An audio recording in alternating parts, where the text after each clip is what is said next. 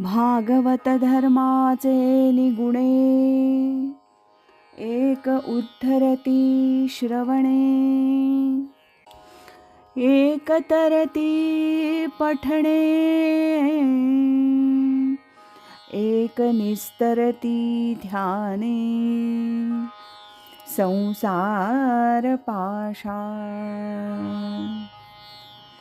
पूजनीय स्वामी कृष्णानंद लिखित शुक उवाच श्री एकनाथी भागवत भावार्थ कथा या ग्रंथातील आज पुष्प 22 तत्वसंख्या मतांतरे विदेही अवस्था याचा भाग 2 ऐकूया. उद्धवा, जीव आणि शिव म्हणजेच ईश्वर यात अंतर असणारच आहे, म्हणून परमतत्व हे एकले एकच आहे. पण त्याचं विवरण करताना ते अनेक झालं.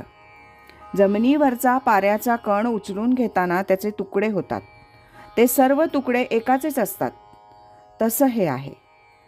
उद्धवा, पंचमहाभूतातून तयार झालेल्या त्या मानवी देहात पंचकर्मेंद्रिय, पंचज्ञानेंद्रिय, पंचतन्मात्रा, मन, बुद्धी, चित्त, अहंकार हे अंतःकरण चतुष्टय अशी 24 तत्व असतात.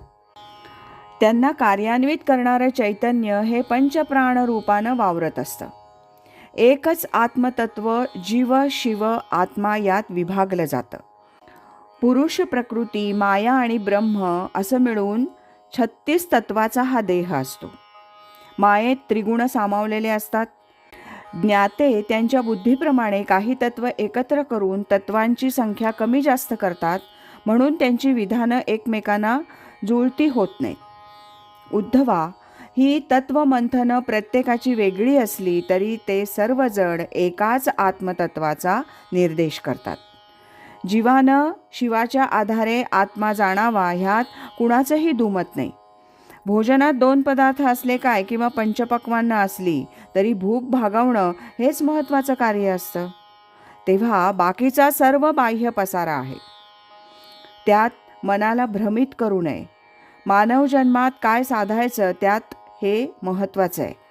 कसं साधायचं, त्या साधना अनेक असतील, त्या अनेकातून एक पाहणं, त्याच्याशी एकत्व साधणं हे महत्त्वाचं आहे. बाकी सर्व द्वैताचा पसार आहे. सर्व काळ मायेच्या भ्रमात भ्रमण करणाऱ्यांना त्या वाटेकडे लावण्यासाठी याचा उपयोग होतो. कारण मानव हा बुद्धिनिष्ठ आहे. बुद्धीला तर्काची सवय असते, म्हणून ही मतमतांतरं मला आदरणीय वाटतात. जरी ती अज्ञानमूलक असली तरी सामान्य जनांना विचार प्रवृत्त करतात, त्यांच्या मनाला सात्विकतेकडे नेतात आणि असा जीव हळूहळू उन्नत होतो. उद्धवा, या जीवाला मायेचा अनिवार्य मोह असतो, त्यामुळे विषयविकारांचं ध्यान हेच जीवाचं संध्यास्नान होऊन बसतं. तो देहाभिमान भूषवण्यातच त्याचं सारं आयुष्य खर्ची पडतं आणि या वासनाधीनतेतच जन्म जरा मृत्यूचं रहाटगाडगं चालू राहतं. मी कोण, कशासाठी जन्माला आलो, मला काय जाणायचंय असे प्रश्न पडल्याविना जीवाला जाण येत नाही. त्रिगुणात वावरणाऱ्या मनाला या त्रिगुणापासून वेगळं होणं हे इतकं सोपं नाही. त्यासाठी निकराची साधना करावी लागते. आपल्या जन्माचं उद्दिष्ट काय हे कळत नाही. केवळ देहसुखासाठी त्यांच्या सर्व क्रिया होतात. तेव्हा देहधारी जीवाला जगविणारा आत्मा म्हणजे काय हे कसं कळणार? त्या आत्मतत्वाच्या विस्मरणातच सारं आयुष्य संपतं. देहमनाच्या वासनापूर्तीत होणारा प्रवास म्हणजे जिवंतपणीचा मृत्यूच समजावा. म्हणून या अज्ञ जीवांना जाण यावी याकरता ज्ञानी ऋषीवर्यांनी वेगवेगळ्या पद्धतीनं एकाच आत्मतत्वाची मांडणी केली. कर्मधर्म आचार्यातून जीवाची उन्नती साधण्याचा त्यांचा हा प्रयत्न आहे. उद्धवा, एकदा जीवाला जाण आली म्हणजे त्याच्या मनबुद्धी चित्तात बदल घडू लागतात. त्यांची अज्ञानदशा त्याच्या साधनेतून चिंतन मननातून हळूहळू सरत जाते आणि तो ज्ञानमार्गाचा पथिक होतो. त्याला सद्गुरू भेटतो आणि साधनेला योग्य दिशा मिळते. देहबुद्धीची आत्मबुद्धी झाली की त्याच्याकडून होणारी सर्व कर्म जाणीवेतून होऊ लागतात. निष्काम मनातच निरासक्ती येते.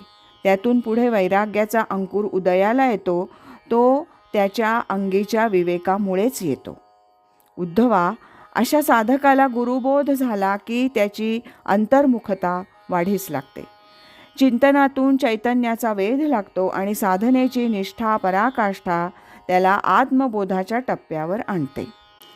त्यावेळी वर्तमानातील सुखदुःखांची द्वंद्व पूर्णपणे मावळतात अन तो शांती सुखाचा प्रवासी होतो. श्रीहरीच्या बोलण्यातून उद्धवाला एक समजलं की सर्व तऱ्हेच्या साधना ह्या एका शांतीच्या स्तरावर याव्या लागतात. आत्मशांती हेच सर्व साधनांचं अंतिम फलित असतं. तेव्हा उद्धव म्हणाला, देवा, अशी शांती प्राप्त झालेला साधक कसा ओळखायचा? त्याची काही लक्षणं असतात का? भगवंत म्हणाले, उद्धवा, सर्व साधू संत हे शांतीचं स्वरूप म्हणून पाहता येईल.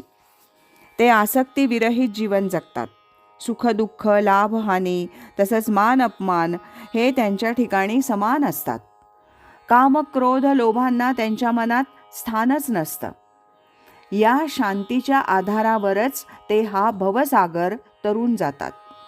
हे सर्व त्याच्या जाणीवेतून झालेल्या साधनेचं फळ समजावं. भगवंतांचं शांतीचं भाष्य ऐकून उद्धवाच्या डोळ्यासमोर काही थोर तपी ऋषीजन आले. म्हणून तो म्हणाला, देवा, साधनेचं इप्सित शांती मिळवणं हे असावं हे पटतं. पण आपल्यासमोर आपल्या स्वभावाविरुद्ध गोष्टी घडत असताना शांती साधणं हे दुरापास्त आहे. कपिल, दुर्वास यांच्यासारखे महातपस्वी आपली क्रोधाधीनता थांबवू शकले नाहीत. इंद्रियांची दुःख कशी सहन करणार? ज्ञानसंपन्नाची ही अवस्था आहे, तर सामान्यांची काय गत होणार? हे आपणच सांगावं. भगवंतांना आता लक्षात आलं की उद्धव आता शांती ब्रह्म होऊ इच्छितो आहे. लाडक्या भक्ताची विनवणी ऐकून भगवंतांना आनंद वाटला. ते म्हणाले, उद्धवा, तुझ्या मनाचं पूर्ण समाधान होईल अशी कथा तुला मी उदयीक सांगेन. आज आपण इथेच थांबू. आणि भगवंत आसनावरून उठले. त्यांना त्रिवार वंदन करून उद्धवही प्रासादाच्या बाहेर पडला. या भागाबरोबरच 22व्या पुष्पाचं वाचन समाप्त होतंय. उद्यापासून आपण पुष्प 23 शांतीचं रहस्य भिक्षुगीत याचं वाचन क्रमशः ऐकूया. नमो व्यासमूर्ते नमो शुकदेवा दिला मुमुक्षुषी त्वा अक्षय ठेवा कथा भावरूपे घडली आहाते करी समर्पित गुरुचरणाते. हरि ओम तत्सत.